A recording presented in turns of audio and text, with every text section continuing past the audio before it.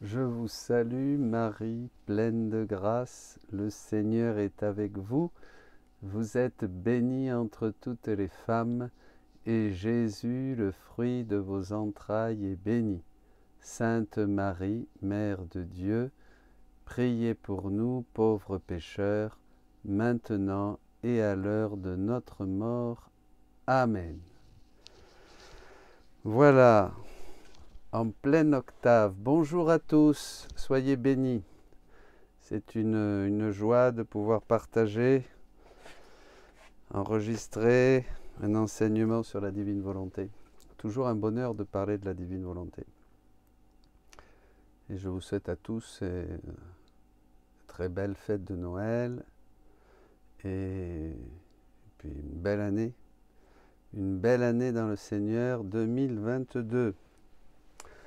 Donc, j'ai voulu faire un enseignement en méditant dans les cours que nous avons avec le docteur Tomasini, une réflexion qui m'a paru importante et que je crois qu'il est bon de partager parce que ça tombe bien, c'est le temps de l'Avent que nous avons vécu et maintenant nous entrons dans le temps de Noël. Voilà, on est dans le temps de Noël. On était dans le temps de l'Avent, maintenant on est dans le temps de Noël. Mais on est quand même, on est dans un avant, hein, quand on est dans la divine volonté. Et on va voir. Alors, c'est un peu notre méditation aujourd'hui. Alors, on va commencer. Donc, on termine le temps de l'Avent et nous entrons dans le temps de Noël. Nous célébrons, là, durant toute cette octave, dans la joie, la nativité de Jésus. Nous commémorons et nous célébrons cette venue historique de Jésus il y a 2000 ans, dans notre temps, sur notre terre. Voilà. Nous avons à l'esprit que le Verbe éternel a pris chair pour sauver l'homme. Ça, c'est ce qu'on a toujours eu présent à l'esprit. Donc la cause et la raison de l'incarnation, c'est à cause de la conséquence du péché, de la désobéissance d'Adam. C'est parce qu'Adam a désobéi, Adam a péché, nous avons tous hérité des conséquences du péché, et donc Jésus naît à Noël pour nous sauver. En fait, cette idée est assez éloignée de la réalité. Saint Paul nous dit clairement que le Verbe incarné, Jésus, existe de toute éternité dans l'acte unique de Dieu, c'est-à-dire dans le vouloir divin. Voilà. Déjà, ayons ça à l'esprit. Jésus vient dans le temps, mais le premier-né de toute créature, en lui tout a été fait, pour lui, par lui, en lui. Donc le Verbe de Dieu, hein, et en Dieu, dans l'acte unique et éternel de Dieu, le Verbe incarné même existe de toute éternité. Nous vivons dans le temps des choses qui sont dans l'éternité.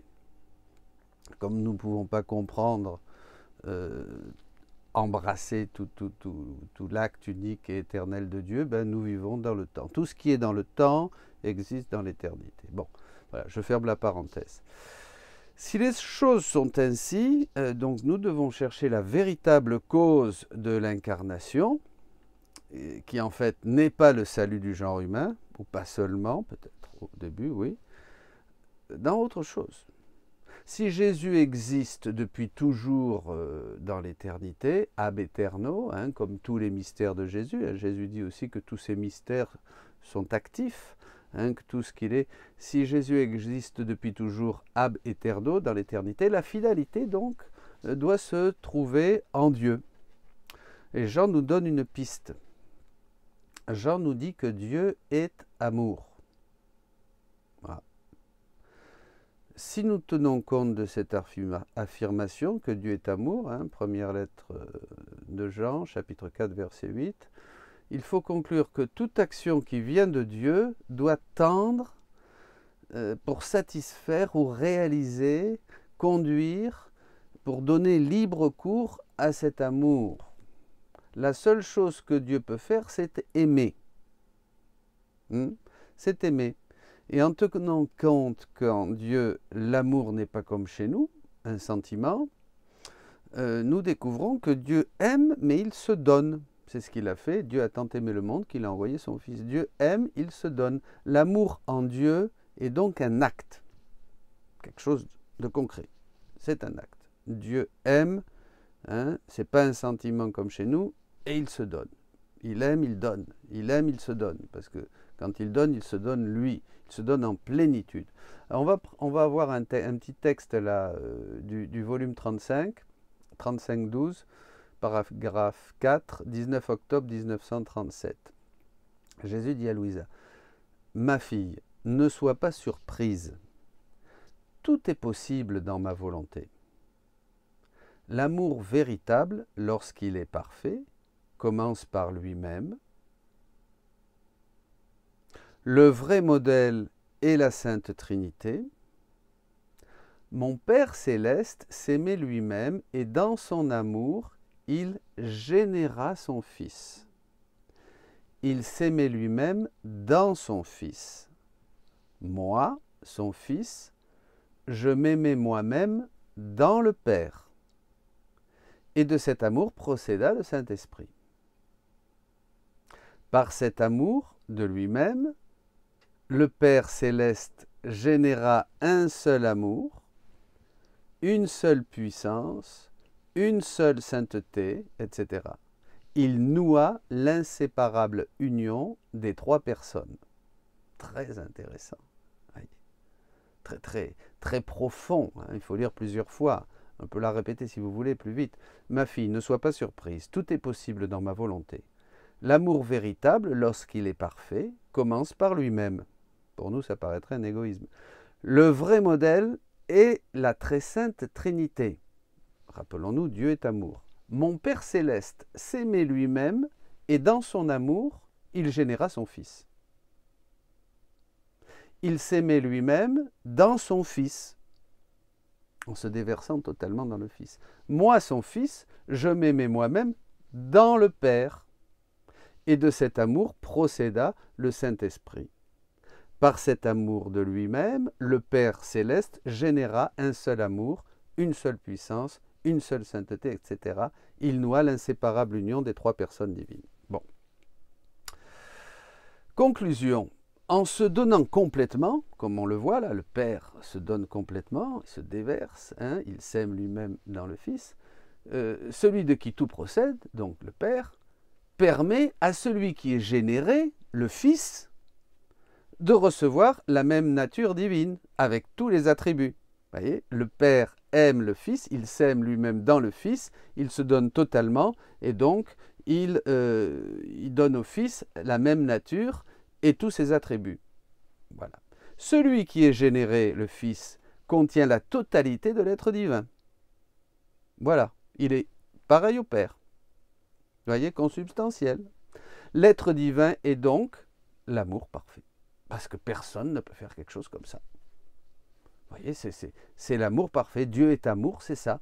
Parce qu'en s'aimant lui-même, il complète parfaitement l'amour. C'est cela, Dieu est amour. Et cela est à l'intérieur de la Trinité. Hein? Ad intra. Voilà. Ad intra, c'est à l'intérieur de la Trinité. Ad extra, c'est à l'extérieur de la Trinité. Voilà. Alors, on a posé cette base, hein, pour arriver doucement à réfléchir sur la raison de l'incarnation. Hein, la raison de l'incarnation. Pourquoi le Verbe s'est fait chair? Pourquoi Dieu s'est fait homme? Hein? Alors, revenons à la Trinité. Nous, quand on dit qu'on s'aime soi-même, ça paraît égoïste, hein, parce que chez nous, les hommes, l'amour est en partie un sentiment. Hein. Mais cela serait absurde en Dieu. Dieu serait le plus grand, alors infiniment égoïste, infiniment égocentrique. Hein. Un Dieu qui s'aime lui-même, voyez. Et c'est pas ça. Et là, il faut toujours éviter ces anthropomorphismes, voyez, c'est-à-dire ces projections. Nous, on vit quelque chose d'humain et on pense que Dieu est un petit peu comme nous. Hein, pas du tout, voyez. Le père Cantalamessa disait que la contemplation de la Trinité peut avoir un impact très précieux sur notre vie humaine. Elle est un mystère de relation.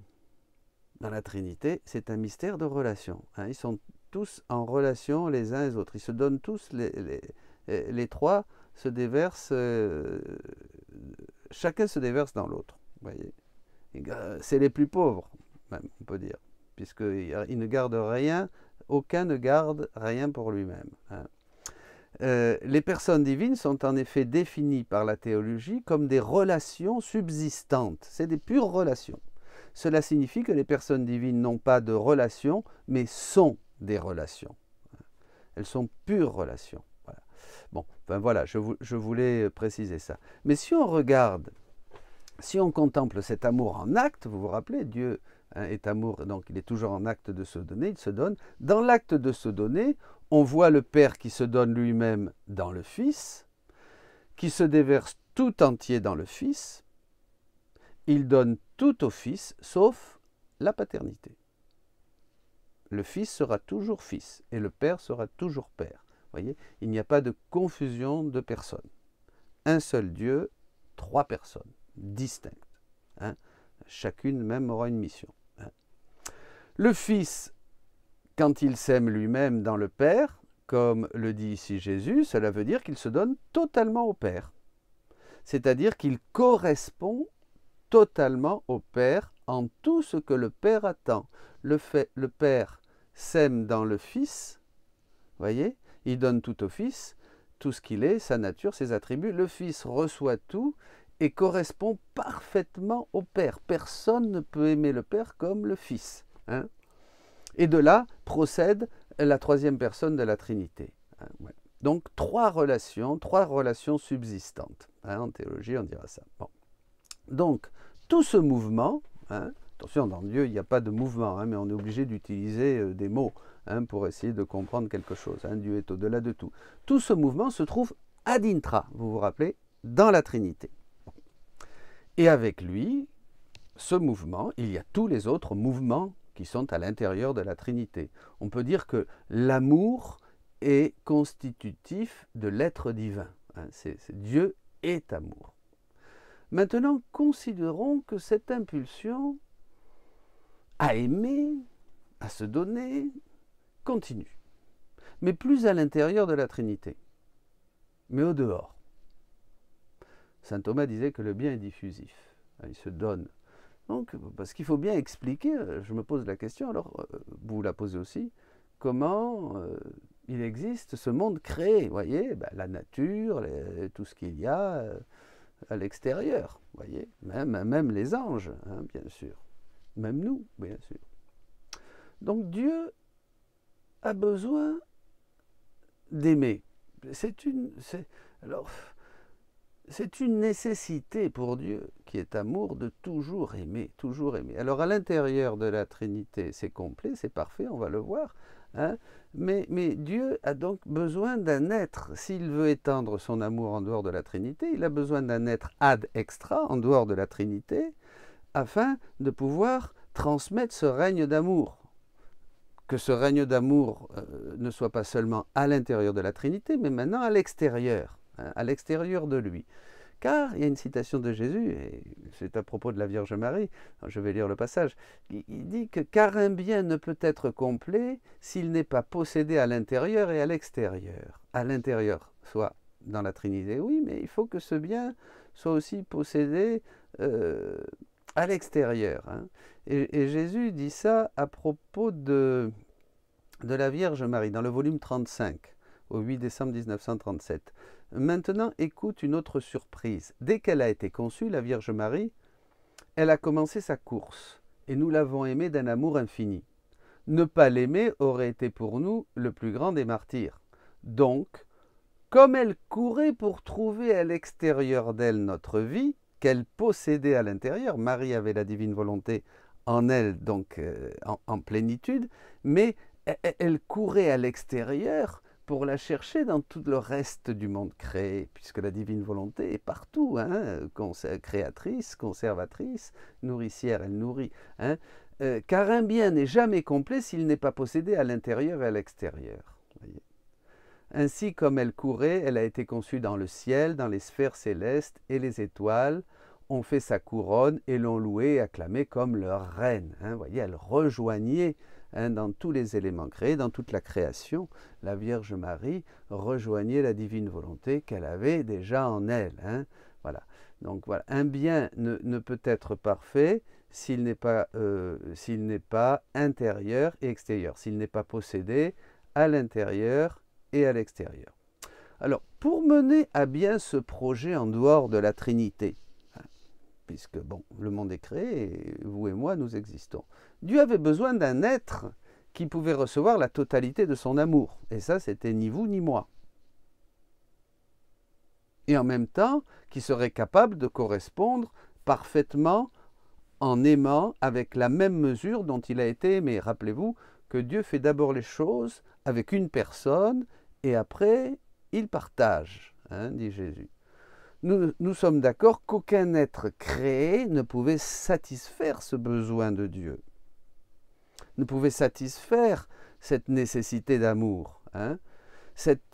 Un être créé ne peut pas remplir ses exigences, sinon ça serait un être divin. Mais s'il est créé, c'est pas possible, il est autre chose que Dieu, car il est créé, fini, et totalement incapable de recevoir l'infini de Dieu. Donc là, il y a un souci, voyez.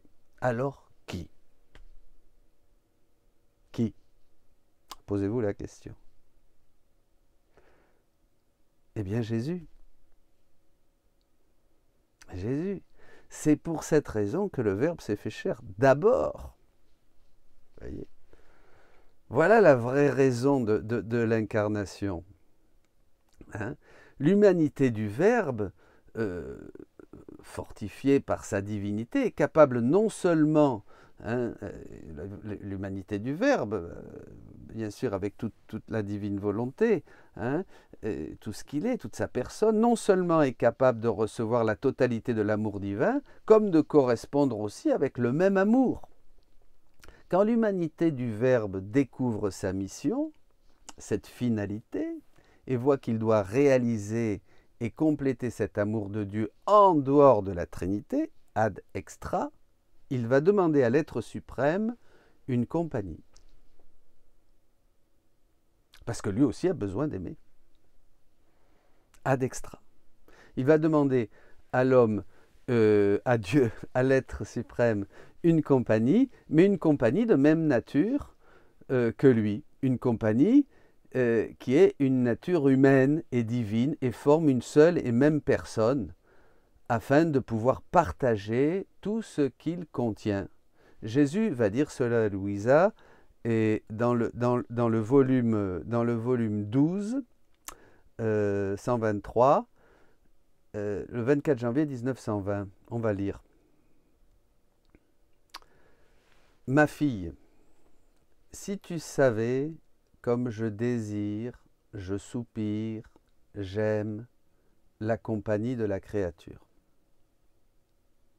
À tel point que si lorsque j'ai créé l'homme, j'ai dit « il n'est pas bon que l'homme soit seul », faisons une autre créature pour lui ressembler et lui tenir compagnie, afin que l'un fasse les délices de l'autre, ces mêmes mots, avant de créer l'homme, je les ai dit à mon amour. Avant de créer l'homme, j'ai dit à mon amour, je ne veux pas être seul, mais je veux la créature en ma compagnie. Je veux la créer pour me divertir avec elle, pour partager avec elle toutes mes joies. Avec sa compagnie, je me déverserai en amour. C'est pourquoi je l'ai faite à ma ressemblance. Et comme son intelligence pense à moi, elle s'occupe de moi, tenant ainsi compagnie à ma sagesse, et mes pensées tenant compagnie aux siennes. Nous nous divertissons ensemble. Voyez comment le bon Dieu s'amuse avec nous? Quand on pense à lui, eh bien, il pense à nous. Il est content. C'est comme ça, mais ça se faisait, entre guillemets, naturellement, au paradis. Maintenant, il faut la grâce et il faut des efforts. Mais plus on pense à Jésus, c'est pour ça que Jésus dira que si on pense une fois à sa passion, parce que c'est ce qui lui fait le plus plaisir, il nous inonde de son sang. Tout de suite, il nous lave, il nous purifie, il nous aime. Si on pense 2 fois, il le fait 2 fois. Si on pense 3 fois, il le fait 3 fois. Si on pense 4 fois, et ainsi de suite. Si on pense 1000 fois à sa passion par jour, 1000 fois il nous visite et il nous remplit de sa grâce, il nous lave, il nous purifie. Vous voyez, et il nous donne son amour. Vous voyez comme Dieu, c'est la manière, Dieu est esprit. Donc on ne peut s'occuper de lui qu'en esprit, et avec foi et amour. Bon. Je sens ce rare. Si la langue prie, enseigne le bien, je sens la compagnie de sa voix. C'est formidable ça. Vous voyez, là je vous parle et vous écoutez, le bon Dieu sent notre compagnie. Vous m'écoutez, donc voilà, il entend. Hein, il entend et il se réjouit de ce que vous écoutez. Et moi, il se réjouit de ce que je dis. Hein, il sent la compagnie de notre amour. Moi en parlant, vous en écoutant. Je me sens seul comme un roi. Mais si au contraire, et ainsi de tout le reste, dit Jésus. Bon, voilà. Bon, après, il développe le Seigneur tout ça dans le livre du ciel. Mais si au contraire, elle fait le contraire, je me sens seul. Comme un roi abandonné. Vous voyez, pensez à ceux qui ne pensent jamais à Dieu, qui ne parlent jamais de Dieu, qui n'ont jamais le souvenir de Dieu, qui ne font jamais rien pour Dieu, qui ne prient jamais, qui n'ont jamais Dieu sur les lèvres. Puis, là, le Seigneur vit un abandon terrible de la part de ces personnes. Mais hélas, combien me laissent seul et ne me connaissent pas, dit Jésus. Voyez, voilà. Donc un texte important, hein. Je vous redonne, volume 12, 123, 24 janvier 1920. Continuons. Pour que cela soit possible, Dieu nous a donné dès le début, lorsqu'il nous a créés, sa nature divine, parce que quand il nous a créés afin que nous puissions justement jouer avec lui et lui avec nous. Il nous a donc donné sa nature divine, sa vie et tous ses attributs. C'est cela qu'il a fait en donnant la divine volonté, puisque la divine volonté nous donne tout ça. En nous la partageant, il se charge de mettre tout ce qu'il contient, comme Dieu, dans la créature. En nous donnant sa divine volonté, eh bien, il nous donne tout ça. Voilà, comme ça, on est tranquille. Maintenant, commençons notre méditation. Ça, c'était les bases, mes amis. Hein. Bon, pour voir maintenant aller plus loin. Hein, voilà. Donc, on a ces idées, vous pourrez réécouter, lire les textes, mais ça, c'est très, très important. On va à l'essentiel. Là, nous avons mis les bases. Alors, pourquoi le Verbe s'est fait chair? Voilà. Pourquoi Dieu a envoyé, pourquoi? Pourquoi? Quelle est la raison profonde de l'incarnation? Eh bien, on va voir que c'est la récupération du règne.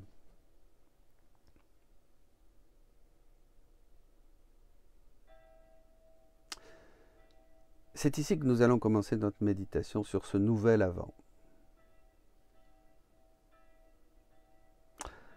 Et ce Noël que nous vivons, où Dieu commence la récupération de son règne maintenant. Nous n'oublions jamais qu'au paradis, le grand perdant, c'est Dieu.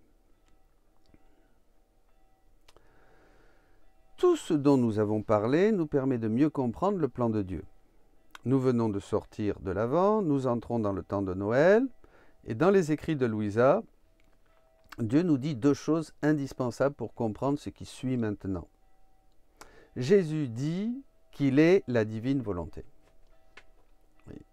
Ça, c'est important pour aller ensuite plus loin. Il le dit dans le livre 26, chapitre 32, au 20 septembre 1929. Ma fille, seul ton Jésus a assez de mots pour te parler de mon vouloir éternel. Parce que dans ma nature divine, je suis la divine volonté. Mais je dois me limiter à le dire. Je dois me limiter à le dire, car ta petite capacité ne peut pas embrasser, comprendre et enfermer tout ce qui lui appartient. Voilà, il ne peut pas faire d'autre chose que le dire, parce que bon. Mais dans sa nature divine, il est la divine volonté. Dans le livre 25, chapitre 34, 31 mars 1929, Jésus dit Si Adam n'avait pas péché, le Verbe éternel, qui est la volonté même du Père céleste, voyez, le Verbe éternel, la seconde personne de la Trinité, devait venir sur terre. Elle devait venir, cette seconde personne, glorieuse.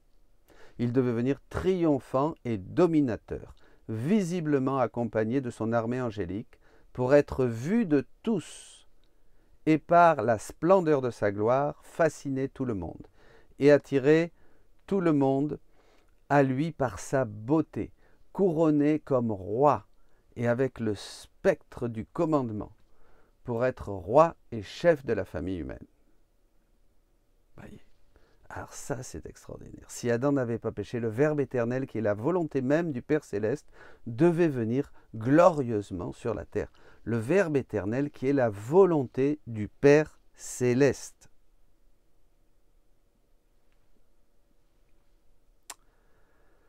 La vie de la divine volonté, c'est Jésus. Jésus dit qu'il n'y a pas de volonté qui ne possède pas sa vie. Il n'y a pas de volonté qui ne possède pas sa vie. Toute volonté possède sa vie. Votre volonté, à chacun de vous, possède une vie. Il n'y a pas de volonté qui ne possède pas sa vie, et à travers laquelle il déploie, là c'est Jésus, hein, Jésus déploie sa bonté, sa puissance, sa sainteté, sa plénitude, son amour. La vie n'est rien d'autre que la manifestation de la volonté que l'on a, que l'on possède. Comme vous et moi, je reprends l'exemple, eh bien nous, notre vie manifeste cette volonté que l'on possède. Voilà. La vie, notre vie, n'est rien d'autre que la manifestation de la volonté que l'on possède. Mais nous, ce qu'on va manifester, c'est des misères, des pauvretés, voilà, évidemment, parce que, bon, on n'a pas grand-chose hein, que l'on a. Hein. Enfin, en fait, voilà, la vie, c'est le vêtement qui couvre cette volonté, c'est le son de sa voix, c'est la narratrice, en Jésus, c'est la narratrice de toutes les merveilles, bien sûr, que contient la vie de Jésus, est la narratrice des merveilles de tout ce que contient la volonté de Dieu. Hein. Il n'y a pas de volonté qui ne possède pas sa vie. Allons au texte du volume 23, chapitre 36, le 12 avril 1935. Ainsi, dès que la créature décide avec une volonté ferme de vivre dans la mienne, c'est important ça, ma volonté commence à former sa vie en elle. Il n'y a pas de volonté qui ne possède pas sa vie, grâce à laquelle elle développe sa bonté, sa puissance, sa sainteté, la plénitude de son amour. La vie est la manifestation de la volonté qu'elle possède. C'est le vêtement qui la recouvre, c'est le son de sa voix, c'est la narratrice des merveilles, de son infinitude, de sa puissance. C'est pourquoi ma divine volonté ne se contente pas de faire vivre la créature en elle, le rien dans le tout. Non, non, elle n'est contente que lorsqu'elle enferme le tout dans le rien et y forme sa vie agissante et dominatrice et fait du rien ce qu'elle veut. Ah, ça, c'est le bonheur de Dieu. Lui, il est tout, et il veut s'enfermer dans la petitesse de nos actes, dans la petitesse de la créature. Il veut faire du rien que nous sommes le tout qu'il est. Il veut que le rien soit complètement fondu dans le tout. Voyez, c'est ça. C'est le plan de Dieu. La divine volonté veut se mettre dans la créature pour que la créature lui serve de vie. Oh, que c'est beau ça, mes amis. Mais que c'est merveilleux. Hein? Ça, c'est extraordinaire. Il veut que la créature lui serve de vie, de mouvement, que la créature lui prête tout ce qu'elle est afin de développer ce que lui possède. La divine volonté veut développer ce qu'elle possède, c'est-à-dire sa vie, mais dans la créature. Hein. On va à un texte là, du volume 35, au 20 septembre 1937. Volume 35, 20 septembre 1937. Écoute ma fille, une autre grande surprise sur l'intensité de notre amour et l'étendue de notre désir d'amour. Notre être suprême aime tant la créature que nous allons même jusqu'à l'excès de l'imiter. Nous nous faisons tout petits pour nous enfermer en elle. Nous voulons marcher avec ses pieds, travailler avec ses mains, parler avec sa bouche, regarder avec ses yeux, penser avec son intelligence, et palpiter et aimer dans son cœur, afin de faire tout ce que fait la créature et de la manière dont elle le fait. Nous voulons avoir des pieds, des mains, une bouche, des yeux et un cœur comme la créature.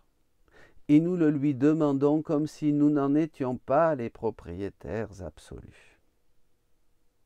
Nous lui disons, aimons-nous l'un l'autre. Nous donnons ce qui est de nous et tu nous donnes ce qui est à toi. En fait, notre être suprême, le très pur esprit, est un pas sans pied. Sans marcher, il est partout. Il fait tout. Il opère toutes choses sans avoir besoin de mains. Il est parole sans bouche. Il est lumière et peut tout voir sans yeux. Mais comme nous aimons beaucoup la créature, nous aimons l'imiter. C'est un immense stratagème de notre amour. C'est les trucs d'amour de Dieu. C'est fou ça. Hein? C'est un immense stratagème de notre amour que seul un Dieu peut accomplir. Au lieu de dire à la créature, tu dois nous imiter, tu dois faire ce que nous faisons, nous lui disons, nous voulons t'imiter et faire comme toi. Car, enfin, elle est notre créature, l'œuvre de nos mains créatrices. Elle est sortie de nous, de la puissance de notre amour créateur. Et il n'est pas étonnant que nous voulions descendre en elle, l'imiter et faire ce qu'elle fait à sa manière. Ce n'est là que rendre honneur à nous-mêmes et donner de l'importance à nos œuvres. Ben oui, ça c'est vraiment c'est extraordinaire. Mais nous ne pouvons le faire que dans la créature où règne notre volonté. Nous pouvons alors tout faire en elle, épancher notre amour, nous imiter l'un l'autre, puisqu'elle est complètement disposée à faire tout ce que nous voulons. Cependant, là où ne règne pas, là où notre volonté ne règne pas, nous pouvons dire que nous ne pouvons rien faire. Voilà, ben oui.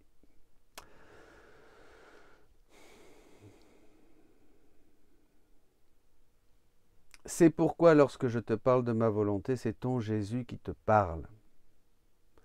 Car je suis sa vie, sa voix, son représentant, le narrateur de mon fiat qui se cache en moi.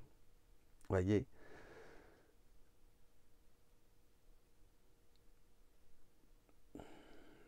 Donc la divine volonté veut se mettre dans la créature pour que la créature lui serve de vie, de mouvement, que la créature lui prête tout ce qu'elle est, c'est-à-dire dans un autre passage, Jésus dit qu'il nous a donné des organes, des sens pour pouvoir développer sa vie dans nos yeux, dans notre ouïe, dans nos mains, dans tout ce que nous sommes, dans les battements de notre cœur, etc., etc. Vous voyez, ça va quand même très loin.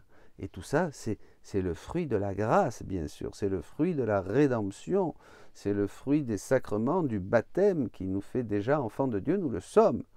Voyez, mais là, c'est l'autre partie du verset de Saint Jean, mais ce que nous serons, hein, nous l'avons souvent cité, nous ne le savons pas encore. Nous le saurons quand il se manifestera et que nous le verrons tel qu'il est. Et bien c'est justement cette manifestation aujourd'hui de la divine volonté qui nous fait voir Dieu et qui nous dispose à recevoir ce don de la divine volonté pour lui être semblable, voilà, dans notre agir.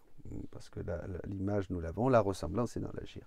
Voilà, c'est pourquoi, lorsque je te parle de ma volonté, c'est ton Jésus. Donc c'est Jésus qui nous parle, car il est la vie, il est la voix, le représentant, le narrateur de ce fiat qui se cache en lui, de mon fiat qui se cache en moi. La vie de la divine volonté, c'est Jésus. Voilà. Et oui, Jésus est l'humanité de Jésus, c'est le vêtement qui cache la divine volonté. À travers lui, la divine volonté exerce toute son activité et nous la contemplons. Ça va renouveler notre regard sur sur les évangiles, bien sûr, hein, sur tout ce qu'a fait Jésus. Pour exercer ses actions dans la créature, ce sera toujours à travers Jésus. Donc c'est Jésus qui est la vie. C'est à travers Jésus qui dépose dans la créature tout ce qu'il est, afin que la divine volonté puisse étendre en nous toutes ses actions. Voilà, ça c'est très beau, c'est toujours Jésus. Hein. On ne peut pas aller au Père, on ne peut rien faire sans Jésus. Sans moi, vous ne pouvez rien faire. Je vous donne ma vie et je vous la donne en abondance. Il nous donne Jésus, voilà, quand on va vers lui, il nous donne sa vie, il nous donne la vie qu'il a, et c'est la vie, c'est la divine volonté, la vie de la divine volonté. Pour cela, il est nécessaire d'avoir la vie de Jésus en nous. Alors, dans le livre 16, chapitre 27, au 5 novembre 1923, Louisa pense que Jésus lui parle de la vie mystique, de la grâce, et elle lui demande « N'est-ce pas plutôt cette vie mystique que tu fais dans les cœurs qui possèdent ta grâce ?»« Non, non, ce n'est pas la vie mystique comme pour ceux qui possèdent ma grâce, dit Jésus, mais ne vivent pas avec leurs actes fondus dans ma volonté. Et donc n'ont pas la matière suffisante pour former les accidents, pour m'emprisonner. Ce serait comme si l'hostie manquait au prêtre, et s'il voulait prononcer les paroles de la consécration, et qu'il voulait prononcer les paroles de la consécration, il pourrait les dire, mais il les dirait dans le vide et certainement ma vie sacramentelle n'aurait aucune existence. Ainsi, je me trouve dans les cœurs qui, bien qu'ils possèdent ma grâce, mais ne vivent pas entièrement dans ma volonté. Je suis en eux par la grâce, mais pas vraiment. Vous voyez là, il y a une matière. Et cette matière, ce sont nos actes fondus dans la divine volonté. Ça va être une matière qui vont permettre à ce que nous sommes, voyez, de nous donner la vie réelle de Jésus. La matière, ça va être ce que je suis. Mes mains, mes yeux, mes actes fondus dans la divine volonté, voilà, vont donner, vont permettre que se forme en moi la vie réelle de Jésus. C'est pas facile, hein, ça demande, comme tout ce qui est dans la divine volonté, il faut l'aborder plusieurs fois, par la droite et par la gauche. Hein. Souvent, là, j'avais pas longtemps quelqu'un, et puis des prêtres, il me dit, mais comment, ceci, cela. Et évidemment, d'abord, il faut lire. Après, il faut dire, bon ben d'accord, je vais croire, et c'est ce que j'appelle la crédibilité, hein. Il faut croire que c'est Jésus qui parle à Louisa. S'il n'y a pas cette crédibilité, si on ne croit pas que c'est Jésus qui parle à Louisa, ben c'est fichu. Ça sert à... Voilà. Il faut commencer par ça.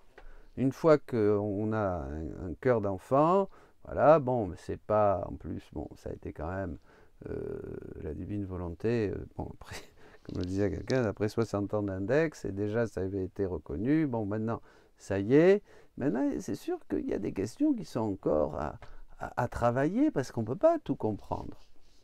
On ne comprendra jamais, c'est infini, le livre du ciel, vous comprenez ça. Déjà, si Saint Jean de la Croix disait que le Christ est comme une mine, et plus on creuse, plus on gratte, plus on trouve d'autres filons et d'autres trésors. Hein, voilà, plus on creuse dans le Christ. Alors vous imaginez dans la divine volonté, c'est infini. Donc il ne faut pas s'affoler non plus. Bon, je ferme la parenthèse. Si on ne comprend pas, et puis pardon, même si... moi, je fais ce que je peux pour essayer de comprendre et de faire comprendre, mais il ne suffit pas d'écouter un enseignement, puis ça y est, on a tout compris, quoi. Bon. Et moi? Alors, Louisa répond. Mon amour, mais comment se peut-il que tu puisses réellement vivre dans l'âme qui vit dans ta volonté? Alors, on va plus loin dans le chapitre 16, hein, et Jésus dit, l'âme qui vit dans ma volonté n'a pas besoin... L'âme qui vit dans ma volonté a besoin de ma vraie vie, ma vie réelle, en elle. Sinon, comment pourrait-elle vivre de ma volonté? Eh oui, puisque la vie est la manifestation de la volonté, on a dit, donc si on vit dans la divine volonté, on a besoin de la vraie vie de Jésus, hein, pas seulement des effets de la grâce. Ah, ça c'est... Dans le livre 18, chapitre 22, 30 janvier 1926, « Ma fille, sois patiente. Souviens-toi que le sort du monde pèse sur toi. » La grande mission de Louisa. « Ah, tu ne sais pas ce que signifie être dans cet état de douleur avec moi, même si ce n'est que pour une demi-heure ou 5 minutes? C'est ma vraie vie qui se répète sur terre. Cette vie divine qui souffre, qui prie, répare en toi, qui te transfère ma volonté même pour la faire œuvrer, fonctionner en toi comme elle a œuvré dans mon humanité. Cela te semble peu de choses? Voyez, c'est pas qu'on va être dans un état de souffrance physique et de douleur physique comme Jésus, mais dans la divine volonté, on va pouvoir faire fonctionner en nous la vie de Jésus.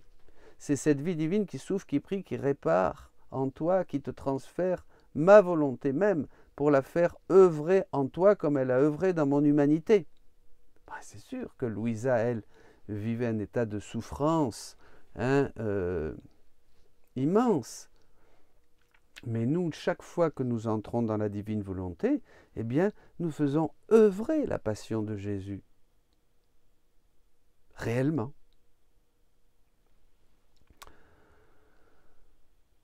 Avec ces textes, je pense qu'il est clair, et c'est ça qu'on voulait voir là, que Jésus est la divine volonté. Le Verbe éternel est la divine volonté. Que Jésus est la vie de la divine volonté. Qu'il nous faut la vie de Jésus pour vivre dans la divine volonté. Et que le règne de Dieu viendra quand les créatures adopteront la divine volonté comme leur vie. Voilà, à ce moment-là, plus il y aura de créatures qui vont adopter par le don de la divine volonté, la divine volonté comme leur vie, eh bien, le règne de Dieu va s'étendre puisque nous sommes le règne de Dieu. On a déjà eu un enseignement, je crois, sur le règne. Maintenant, avec ces connaissances, nous pouvons commencer le thème qui nous intéresse. Voilà. Donc, on commence là. Voilà, c'était des préliminaires. Pardonnez-moi si c'est un peu long. Alors, d'Adam à nos jours. Adam, le premier être créé, avait pour finalité de donner naissance et d'instaurer en lui le règne de la divine volonté. Et donc, étant immaculé, il possédait les dons préternaturels et surnaturels. Il avait en lui la vie divine et la volonté divine, opérante. En suivant ce qui est dit dans les textes précédents, vivant dans la divine volonté, donc Jésus était en Adam. Ben oui. Car il n'y a pas de vie dans la divine volonté sans Jésus. Je suis la vie. Je suis la résurrection et la vie. En lui était la vie. Vous vous rappelez le prologue de Saint Jean? Très important ça. Très important parce qu'on fait des liens et puis ça se met en place dans notre tête. Donc là, on peut dire, voyez, et c'est là ce Jésus qui visitait Adam comme un père. D'ailleurs, Jésus, dans un passage de Louisa, dit qu'il est moi le Père Céleste, quelque chose comme ça. C'est la première fois que Jésus était sur la terre, là. La première fois que la divine volonté avait un commencement dans la création et dans le temps. Quand Dieu insuffla sa vie, c'est Jésus, c'est la vie, c'est la divine volonté, c'est Dieu qui se mit dans l'homme. Et la divine volonté a eu un commencement dans la création et dans le temps. Cette venue a été préparée par la très sainte Trinité, ça a été un avant de toute éternité, si on peut dire, bon, voilà, qui s'est concrétisé dans le temps par la venue du premier homme, Adam. Voilà. Pur reflet de Dieu. Extraordinaire. Voilà, Adam, oui, un petit Dieu, pardon, bien plus encore, d'ailleurs il le dit dans un texte, un petit Dieu.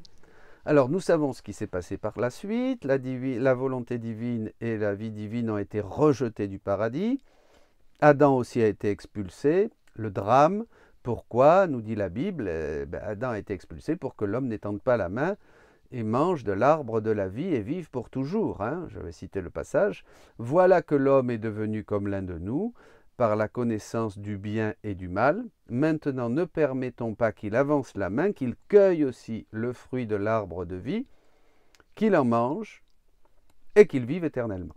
Genèse 3, 22. Nous savons quel est cet arbre de vie.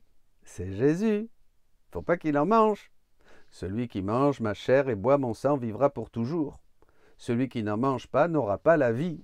Donc c'est Jésus, parce que dans le Nouveau Testament, si Jésus dit ici, il ne faut pas compliquer les choses, ce n'est pas une autre vie, non. C'est manger, c'est Jésus ce fruit, voyez, mais il est ici, il est en Adam. Hein. En Adam, il y a les deux arbres, évidemment. Hein. Ici se termine la première incursion, la première venue de la divine volonté dans le monde. C'est la première fois que Jésus vient dans le monde, voyez. Moi, je trouve, c'est lumineux, c'est lumineux. La divine volonté a été dans ce monde et ici pour la première fois. La divine volonté est née dans le monde, elle est née en Adam. Jésus, la vie même de la divine volonté, naît en ce monde, en Adam. Quand Dieu insuffle en Adam son haleine de vie, il se met en lui à travers Jésus pour lui donner la vie. D'accord? Donc il eut cette première naissance et nous savons comment cela s'est passé et comment cela s'est terminé. Alors, il y a une note que j'ai mise. Voilà. Ben oui, là, dans ces temps de Noël, nous méditons la fuite en Égypte Jésus compare dans les livres du ciel le rejet de la divine volonté avec la fuite en Égypte où il a dû aussi rejeter par les siens, hein, il a dû fuir en Égypte dans une terre étrangère. Bon, on ne va pas passer à ce passage qui est très très riche d'enseignements. Donc une première naissance. Et nous savons comment cela s'est passé. Adam désobéit et l'histoire se termine. Dieu promet un rédempteur et une lutte continuelle du serpent et de la femme. Pensons à l'Apocalypse. Entre la descendance du serpent et la descendance de la femme. Une lutte jusqu'à la fin des temps où le serpent sera vaincu par la femme et sa descendance. Voilà. Des milliers d'années vont passer et nous connaissons l'histoire du peuple élu. Durant ce temps, Dieu va préparer l'humanité lentement à la naissance de Jésus le Rédempteur. Vous voyez, première venue de Jésus, l'histoire tourne mal. Il y a une promesse, le proto-évangile, hein, Genèse 3,15, et Dieu va préparer ce peuple élu qu'il s'est choisi, Israël, hein, va préparer ses enfants à la venue du Rédempteur qui va être annoncé par des prophéties et à travers toutes les figures que nous connaissons dans l'Ancien Testament. Il va venir, mais pas de manière glorieuse pour régner, comme il aurait dû venir au début, on l'a lu, vous vous rappelez? Si l'homme n'avait pas péché, il serait venu glorieux pour régner, visiblement avec tous ces anges, d'une beauté fascinante, vous voyez, qui nous auraient tous attirés à lui, ça aurait été merveilleux, mais bon, non, le plan ne s'est pas passé comme ça, c'est un plan B, on peut dire. Il n'est pas venu glorieusement pour régner, mais humblement, dans la nuit de Noël, pour rétablir, pour commencer à rétablir ce règne perdu. Sauver d'abord l'homme du péché, hein, et se soumettre volontairement aux souffrances de sa vie et de sa passion, voilà, mais ce n'est pas tout. Cette naissance de Jésus dans la chair et dans notre monde, dira-t-il, eh bien, qu'est-ce qui se passe là, la nuit de Noël? Enfin, déjà dès le sein de la Vierge Marie, hein, mais eh bien, c'est la renaissance de la divine volonté dans le monde. C'est la deuxième venue. La renaissance de la divine volonté. C'est la seconde fois que la divine volonté, Jésus, faisait son apparition en ce monde, dans une créature. Cela, voilà, ça a été un avant, là, qui a duré des siècles, jusqu'à Bethléem. Une grande préparation de toute la famille humaine pour arriver à cette venue de Jésus dans notre monde. Et c'est ce que nous célébrons à Noël. Nous célébrons cette seconde venue de Jésus, qui vient pour récupérer le règne. Parce que le grand perdant, c'est lui. Dans le livre 27, chapitre 24, 25 décembre 1929, Jésus dit « Ma fille, ma naissance dans le temps a été la renaissance de ma divine volonté dans mon humanité. Et comme elle renaissait en moi, elle portait la joyeuse nouvelle de sa naissance dans les générations humaines. » Bien évidemment, il se faisait homme. Il allait nous donner ce trésor quand nous serions prêts à le recevoir. Il va falloir encore attendre. Donc ici encore une affirmation de cette renaissance de la divine volonté, dit Jésus. Maintenant, nous savons tout ce qu'a fait Jésus.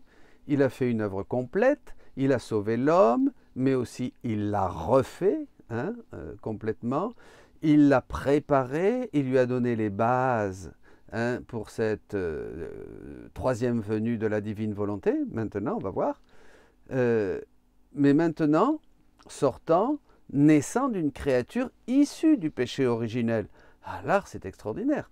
Il est né dans le monde, c'était la deuxième venue, mais là, Jésus va vouloir naître d'une créature issue du péché originel.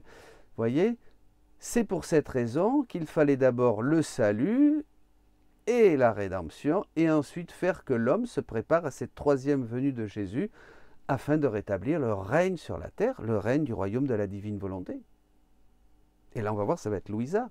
C'est la troisième venue. C'est la troisième œuvre de Dieu. Voyez. Jésus ensuite termine sa vie historique dans notre monde. Il nous laisse les sacrements, la parole de Dieu, les sacrements, sa grâce, les dons, tous les enseignements des évangiles, tous les conseils évangéliques, et le commandement de nous aimer les uns les autres comme il nous a aimés, que ça nous ne réaliserons en plénitude que dans la divine volonté, et il nous demande de demander le règne. Voilà, c'est la seule prière. Et quel règne? Le règne du fiat voluntas tua, le règne de la divine volonté sur la terre comme au ciel. Et c'est ce que nous demandons dans le Notre Père. Ce règne du « que ta volonté soit faite sur la terre comme au ciel ». Dans les textes, c'est « que ta volonté soit faite comme au ciel, sur la terre ». Il vaut mieux commencer par le ciel, évidemment. Jésus nous avait prévenu qu'il avait encore des choses à nous dire. Alors, il y en a qui vont dire, oui, mais attendez, la parole, juste l'évangile. Ben oui, juste l'évangile. Juste l'évangile. L'évangile qui dit, j'ai encore beaucoup de choses à vous dire, mais vous ne pouvez pas les porter pour le moment.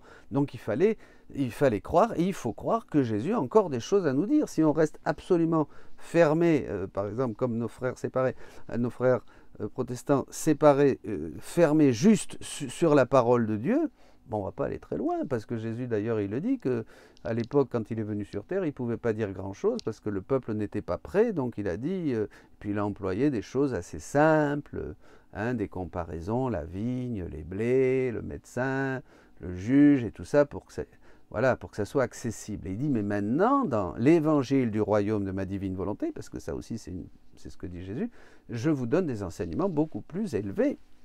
Ben oui, parce qu'on approche de la fin des temps et il veut nous révéler, nous faire connaître toutes ces choses. Parce que la connaissance, c'est ça, c'est la vie éternelle. La vie éternelle, c'est qu'ils te connaissent, toi. Donc, ils se révèlent. J'ai beaucoup de choses encore à vous révéler. Entre autres, que le règne n'est pas encore instauré. Voyez? Que le règne de la divine volonté n'est pas encore instauré. Saint Jean lui-même nous le dit, que l'homme ne connaît pas encore, tout ce que la divinité a préparé pour lui. Alors ça, c'est très important. En fait, au sujet de ces choses, le catéchisme de l'Église catholique, au numéro 460, nous en parle en citant saint Athanase et saint Thomas. Il dit, le Verbe s'est fait chair pour nous rendre participants de la nature divine. 2 Pierre 1,4. Car telle est la raison pour laquelle le Verbe s'est fait homme. Et le Fils de Dieu, le Fils de l'homme, c'est pour que l'homme, en entrant en communion avec le Verbe et en recevant ainsi la filiation divine, devienne fils de Dieu. Saint Irénée. Voilà. Car le Fils de Dieu s'est fait homme pour nous faire Dieu. Saint Athanase. Saint Thomas maintenant. Le Fils unique de Dieu, voulant que nous participions à sa divinité, assuma notre nature afin que lui, fait homme, fit les hommes Dieu. Tout ça, c'est dans le catéchisme de l'Église catholique. Alors la promesse d'un retour, ben oui. Maintenant considérons ce retour de Jésus. Il nous a promis de venir et nous avons pensé que c'était seulement quand il reviendra dans la gloire à la fin du monde. Pour le moment, nous avons la première venue au paradis. Ensuite, nous avons la venue historique de Jésus. Très bien. Moi, j'aime bien aussi penser aux 3 venues de Saint Bernard. Mais enfin bon, hein, cette venue intermédiaire dans les âmes, qui est le début justement de cette venue qui arrive à son maximum, à son apothéose, dans le don de la divine volonté. Bon. Mais Saint Paul nous dit clairement sur ce sujet que Jésus doit venir encore 2 fois après sa naissance à Bethléem. Il le dit dans la première aux Corinthiens, chapitre 15, verset 51. Il dit « C'est un mystère que je vous annonce. Nous ne mourrons pas tous, mais nous serons tous transformés. En un instant, en un clin d'œil, au son de la trompette finale, car elle sonnera la trompette, et les morts ressusciteront incorruptibles. » Et ensuite, dans la première aux Thessaloniciens, chapitre 4, il dit « Frères, nous ne voulons pas vous laisser dans l'ignorance au sujet de ceux qui se sont endormis dans la mort. Il ne faut pas que vous soyez abattus comme les autres, qui n'ont pas d'espérance. Jésus, nous le croyons, est mort et ressuscité. De même, nous le croyons aussi, ceux qui se sont endormis, Dieu, par Jésus, les emmènera. Car sur la parole du Seigneur, nous vous déclarons ici, nous les vivants, nous qui sommes encore là, pour la venue du Seigneur, nous ne devancerons pas ceux qui se sont endormis. Au signal donné par la voix de l'archange et par la trompette divine, le Seigneur lui-même descendra du ciel, et ceux qui sont morts dans le Christ ressusciteront d'abord. Ensuite, nous, les vivants, nous qui sommes encore là, nous serons emportés sur les nuées du ciel. En même temps que à la rencontre du Seigneur. Ainsi nous serons pour toujours avec le Seigneur. Dans ce texte, il parle des vivants qui sont encore là et seront emportés sur les nuées du ciel. Et en même temps que les morts, qui iront à la rencontre du Seigneur. Il s'agit de la venue du règne, qui doit venir avec Louisa, et qui serait donc la 3e venue de Jésus. Cela se trouve confirmé dans la lecture au livre 12, chapitre 80, 29 janvier 1919. Livre 12, 29 janvier 1919. Très important tout ça, vous voyez. C'est lumineux. Ma fille bien-aimée, je veux te faire connaître l'ordre de ma providence. Dans chaque période de 2000 ans, j'ai renouvelé le monde. Dans les 2 premiers 1000 ans, je l'ai renouvelé avec le déluge. Dans les 2e 2000 ans, je l'ai renouvelé avec ma venue sur terre, 2000 ans après. Hein? Enfin, oui, c'est ça. Dans les 2e 2000 ans, je l'ai renouvelé avec ma venue sur terre, dans laquelle j'ai manifesté mon humanité, de laquelle, comme tant de fissures, ma divinité pouvait être vue, et les bons et les très saints de ces 3e 2000 ans ont vécu des fruits de mon humanité et ont joui de ma divinité comme par gouttes. Maintenant, nous sommes proches de la fin de la 3e période de 2000 ans. Et il y aura un 3e renouvellement. C'est la raison de la confusion générale. La confusion générale, on peut en parler. Hein. Voilà, on peut en parler. Et il y aura un 3e renouvelant. Et c'est la raison de la confusion générale. Ce n'est rien d'autre que la préparation du 3e renouvellement.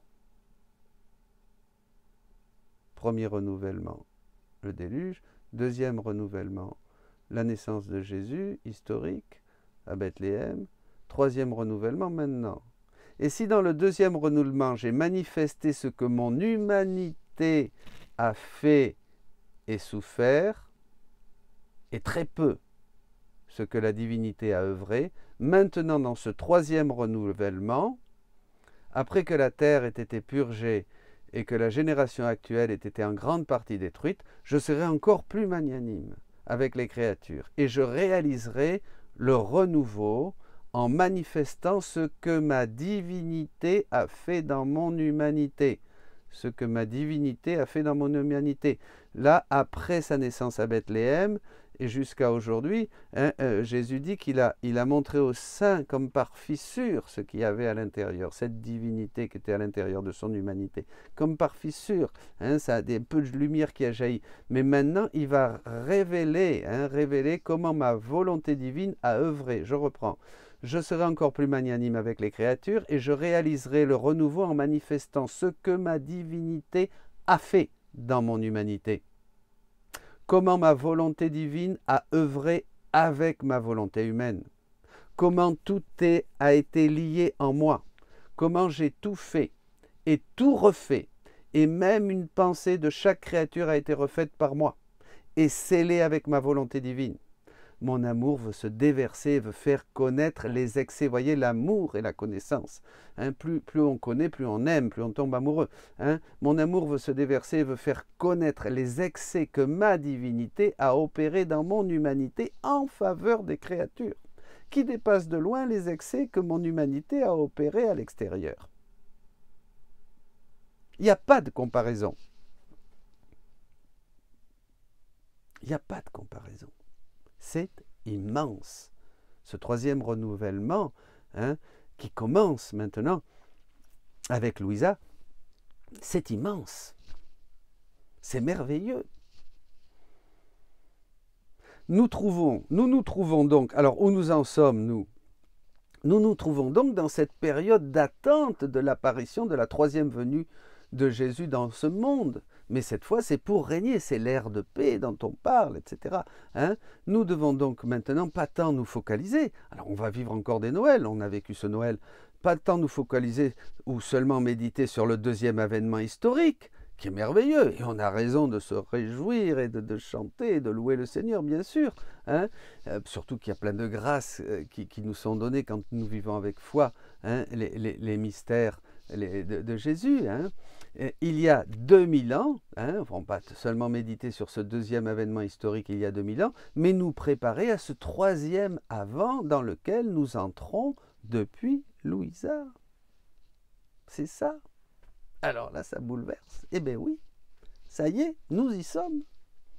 Depuis Louisa, nous entrons dans ce troisième avant dans lequel tous nous nous préparons. Alors nous faisons mémoire du passé, mais surtout nous sommes tournés vers cette troisième apparition venue de Jésus. Et il a voulu la faire, et c'est là le plan de Dieu, la folie de Dieu, il a voulu la faire à travers une créature qui est sortie du péché originel. Vous comprenez? D'ailleurs, il le dit, si ça avait été Adam, moi ou ma mère, vous ne m'auriez pas cru, hein, dans un passage. Qui a eu besoin donc de la rédemption. Ben oui, il faut la rédemption. On va continuer à vivre, à être baptisé, à vivre des sacrements, surtout de l'Eucharistie, à guérir, à faire des prières pour que la grâce nous visite, à nous efforcer à pratiquer les vertus. Bien sûr, on va passer par la rédemption. Parce que quelquefois, il y en a qui disent ça fait du tort à la divine volonté, qu'on n'a plus besoin. Mais pas du tout. Mais pas du tout. Hein. Elle a eu besoin de la rédemption, Louisa. Et là, Jésus veut faire ça à travers une personne, une créature qui est sortie du péché originel, qui a eu besoin de la rédemption, pour arriver à cette venue qui sera la culmination du plan divin sur les créatures, la culmination de tout le plan divin sur les créatures, et cela arrive, comme je vous le disais, avec Louisa Picaretta. Voilà. Alors les gens disent, alors, oh, mais pourquoi elle? Oui, toutes les questions, vous savez. Pourquoi elle? Pourquoi pas moi? Pourquoi pas l'autre? Pourquoi Saint-François, Saint-Pio? Ben, je ne sais pas, moi. Il faut demander au Seigneur, on lui demandera quand on arrivera au ciel. Mais c'est comme ça, il a choisi, vous voyez. Mais ce qui est beau dans le plan de Dieu, mes amis, c'est que, en fait, il voulait nous sauver, donc il allait faire quelque chose pour qu'on soit saint, immaculé, et que nous marchions dans sa présence, dans l'amour, comme le dit la lettre aux Éphésiens. Il faisait ça, il veut nous rendre comme Jésus. Hein. Dieu, le Père, veut qu'on devienne comme Jésus. Comme on était au début, on peut revenir au rang, à l'ordre, au rang et à la finalité pour laquelle nous avons été créés. Ça, c'est l'appel justement de toutes les créatures. Le royaume de la divine volonté, c'est l'appel de toutes les créatures, c'est le sous-titre que Jésus a donné au livre du ciel, hein, à revenir à cet état originel. Voilà la troisième venue. La troisième venue, ben elle est là. elle est là, alléluia, elle est là, alléluia. C'est un appel à nous préparer, donc nous nous préparons, et j'invite tout le monde, les laïcs, les couples, les prêtres, les religieux, tous à nous préparer, c'est formidable. Mais voyez, nous sommes unis, il n'y a plus toutes ces divisions maintenant. D'ailleurs, souvent, quelqu'un me disait, mais dès qu'on est avec des gens qui sont dans la divine volonté, on se comprend. Mais oui, c'est quelque chose qui vient unir, c'est ça. Tous un comme ils sont un, Père. Ah oui, c'est très très beau ça, toi en moi et moi en eux, afin qu'ils soient un. On comprend Jean 17, 23. C'est la nouvelle effusion du Saint-Esprit, c'est le triomphe. Hein, et maman Marie est tellement contente, je le dis souvent, c'est le triomphe de son cœur immaculé. La troisième venue, c'est un appel à nous préparer. Comme nous nous sommes préparés après la deuxième venue de Jésus, en étant proche de lui, en étant vigilant dans la prière, en vivant avec ferveur les sacrements, etc. Nous allons continuer, bien sûr. Maintenant, nous devrions nous préparer dans ce troisième avant avec tout ce que Jésus a donné de connaissance et de grâce à Louisa. Ah, bien sûr, pendant 2000 ans, on a vécu et les saints nous ont rendus accessibles, nous ont parlé de tous ces trésors dans l'Évangile. Et bien maintenant, il faut profiter de tous ces trésors et toutes ces connaissances et toutes ces grâces que Jésus a données à Louisa et qui sont...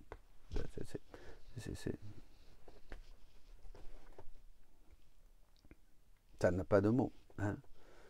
Il ne s'agit plus maintenant de prendre seulement le salut, d'accueillir le salut, mais le règne de la divine volonté. C'est ça que Dieu veut. Le salut était préliminaire, la rédemption était... Jésus dit bien que le royaume de la divine volonté, c'est plus important que la rédemption, puisque la rédemption était une étape pour que nous puissions vraiment entrer dans le règne, dans le royaume de la divine volonté. Bon, alors maintenant à partir de Louisa, il y aura beaucoup de naissances, et c'est ça qui est très beau. Hein. Maintenant, c'est nous qui allons naître, mais ce sont des naissances de créatures dans la divine volonté. Hein. Pas de la divine volonté dans la créature, car la troisième naissance de la divine volonté, elle s'est faite en Louisa, ça y est, c'est la première née, hein. La nouvelle née, la première née. Hein. Maintenant, en prenant, nous, de ce qui a été donné à Louisa, voyez, hein, cette petite créature qui vient du péché originel, c'est nous qui allons renaître dans la divine volonté.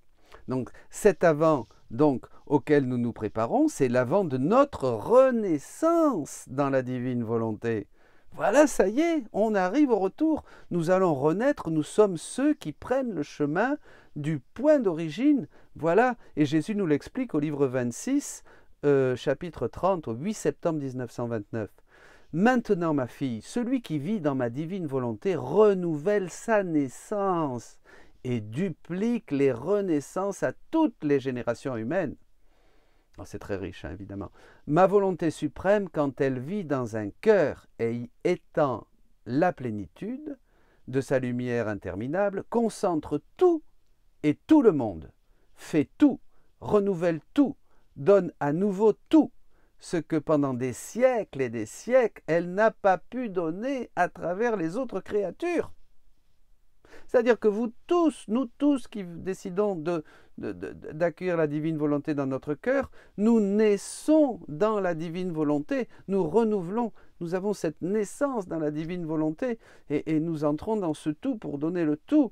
Et enfin, Dieu, c'est le comble du bonheur pour Dieu parce que elle n'a pas pu, cette divine volonté qui était en exil depuis le péché originel, hein, n'a pas pu donner tout ce qu'elle voulait donner. Et maintenant, elle va donner tout cela à travers chacun de nous, puisqu'en naissant dans la divine volonté, nous allons pouvoir donner tout ce que nous recevons, hein, de manière divine. On peut l'appeler donc l'aube du jour, l'aube qui appelle le soleil qui réjouit toute la terre, illumine, la réchauffe, et avec ses ailes de lumière, plus qu'une tendre mère embrasse tout, féconde tout, et avec son baiser de lumière donne les plus belles couleurs aux fleurs, la douceur la plus exquise aux fruits, la maturité à toutes les plantes. Oh, si ma divine volonté régnait au milieu des créatures, combien de prodiges ne ferait-elle pas au milieu d'elles? Sois donc attentive, chaque chose que tu fais dans mon divin fiat est une renaissance que tu fais en elle.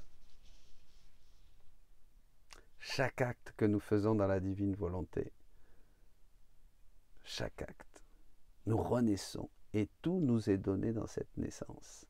Oh mon Dieu, que c'est grand!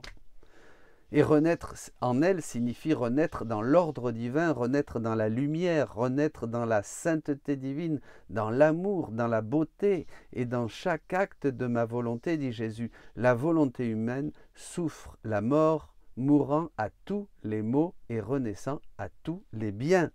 C'est là où vraiment la volonté humaine est complètement mise à mort pour que s'établisse en nous le règne de la divine volonté et à travers nous.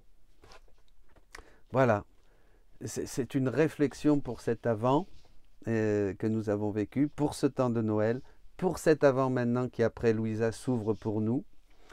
Nous devons nous préparer à ce nouvel Avant qui est maintenant le nôtre. C'est une très grande grâce de vivre à cette époque. Notre nouvelle naissance dans cette renaissance qu'a vécue Louisa Piccarreta dans la divine volonté, ou en Jésus, nous avons vu que c'est la même chose.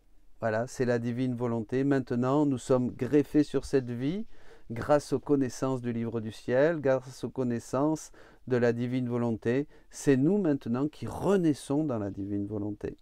Nous comprenons maintenant cette grande nouveauté que nous propose le Seigneur et que ça soit source d'action de grâce pour nous. Nous comprenons tout ce qui était avant Adam, Jésus, tout ce qui était avant, oui, Adam, Jésus, Louisa, ben tout ça, ce sont des préparations et c'est nous qui en bénéficions maintenant.